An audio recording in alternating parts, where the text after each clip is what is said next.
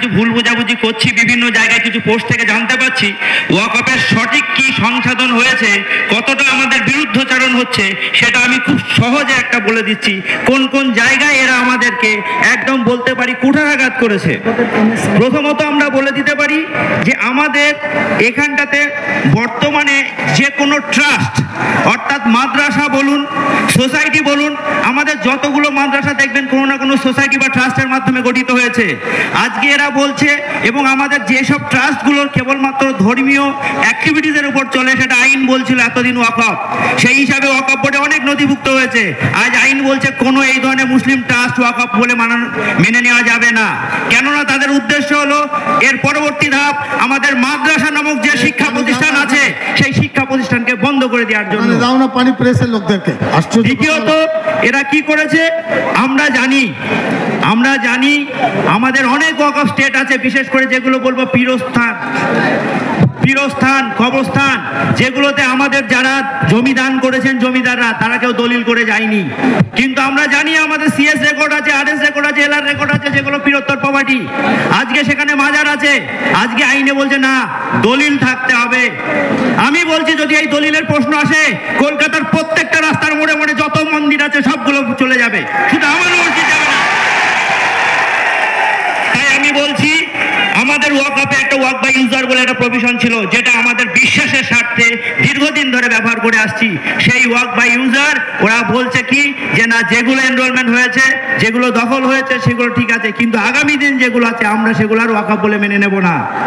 আরো একটা কথা বলে রাখি, এই উদাহরণস্বরূপ যদি দিই, আমাদের মালদা জেলায় যারা আছেন তারা জানেন পিরানাপীর বলে একটা মাজার শরীফ আছে।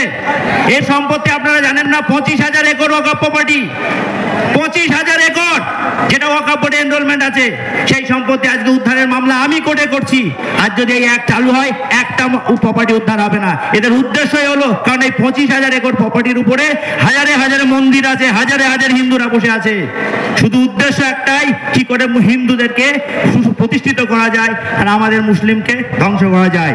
আর সব থেকে বড় জিনিস, আমাদের ওয়াকফ প্রপার্টি ওয়াকফ বোর্ড দ্বারা পরিচালিত হয়।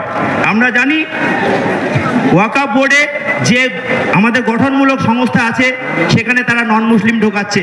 আমি খুব সংক্ষিপ্ত করতে চাইছি, কারণ অনেকে গুণীজনেরা আছে বলবেন।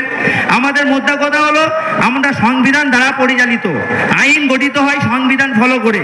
আপনারা বহু জায়গায় শুনেছেন যে সম্পূর্ণ সংবিধানকে মানে একদম বলতে পারি কি অবলম্বন করে না করে একের পর এক আইন হচ্ছে। তাই আজকের এই আমরা আইনজীবী হিসেবে বলছি, ওয়াকফের মামলার অভিজ্ঞতা নিয়ে বলছি, এই আইন সম্পূর্ণ একটা অসাংবিধানিক আইন, এবং এই আইনটা কেবলমাত্র গঠিত হয়েছে একটা বড় ধরনের দাঙ্গা করার জন্য। তাই আপনাদের অনুরোধ করব, আমাদের এই সংগঠনের যিনি সভাপতি আছেন উনি দেখিয়ে দিয়েছেন যে আমাদের সমস্ত মুসলমান ভাই সেখানটাতে একত্রিত হয়েছি আওয়াজ তোলার জন্য, শান্তিপ্রিয় আওয়াজ তোলার জন্য। আমি এই অসাংবিধানিক বিলের বা অ্যাক্টের বিরোধিতার সঙ্গে সঙ্গে খুব 1 মিনিট নেব, কয়েকটা সাজেশন আপনাদের দিচ্ছি যেটা খুব জরুরি। আইন হয়েছে, আইনের প্রতিবাদ হচ্ছে, ইনশাআল্লাহ আমরা হয়তো সুপ্রিম কোর্টেও জিতবো। এই আইন আমরা প্রত্যাহার করতে বাধ্য করাবো, কিন্তু আমাদের কতগুলো সাজেশন মেনে নিতে হবে। সাজেশন মেনে নিতে হবে, যেসব মসজিদ আছে, মসজিদের প্রপার্টি আছে, এনরোল হয়নি, 6 মাস যাবেন না, 6 মাস যাবেন না, 2 মাসের মধ্যে এনরোলমেন্ট করুন আগামী দিনের কথা ভেবে। যে যত ওয়াকফ প্রপার্টি আছে, যদি কোনো সম্পত্তি নিয়ে লিটিগেশন আছে, আপনারা মামলা করুন, অ্যাটলিস্ট কোর্টের দ্বারস্থ হন, কারণ আইনের একটা প্রভিশন আছে, 6 মাস টাইম দেওয়া হয়েছে।